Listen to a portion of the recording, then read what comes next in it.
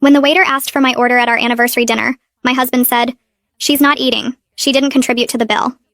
"I'll have water," I said to the confused waiter while my husband Paul handed back my menu to him without letting me look at it. We were at the steakhouse he'd picked for our 10th anniversary, and he'd made reservations without telling me there would be conditions attached. The waiter stood there awkward, holding his pad.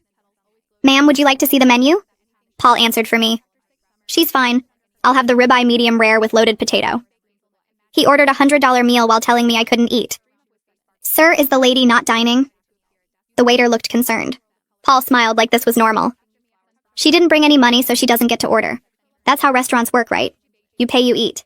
He said it loud enough for nearby tables to hear. An older couple looked over shocked. "Paul, please. It's our anniversary." He laughed and showed the waiter his phone. "Look at our bank accounts. Hers has $14. Mine has $12,000. He'd separated our finances 6 months ago without discussing it. She wants to be independent so she can independently pay for her own meals. The waiter shifted uncomfortable.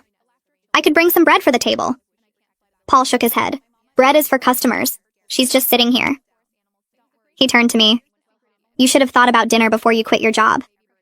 I'd been laid off, not quit, but Paul had been telling everyone I chose to be unemployed. "I was laid off, Paul. The company downsized." He waved his hand dismissive. "Successful people don't get laid off. You weren't valuable enough to keep."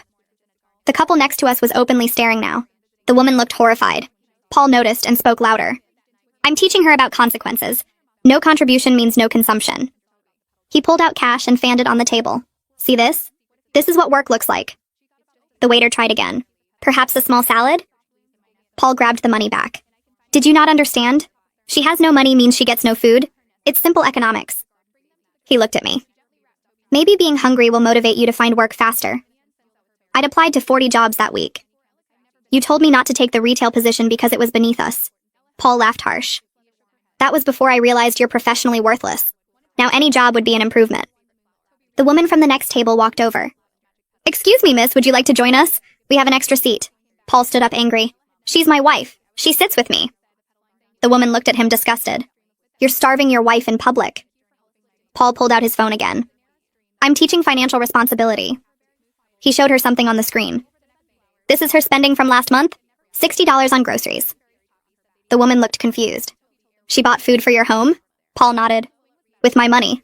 Then she has the audacity to say she's broke." He turned back to me. "You spent my grocery money, so now you can watch me eat." The waiter left to get the manager. Paul didn't notice because he was pulling up more bank records. "Look, January, she spent $30 on gas. February, $40 on medication." He showed everyone around us. "All my money. But now suddenly she needs dinner?"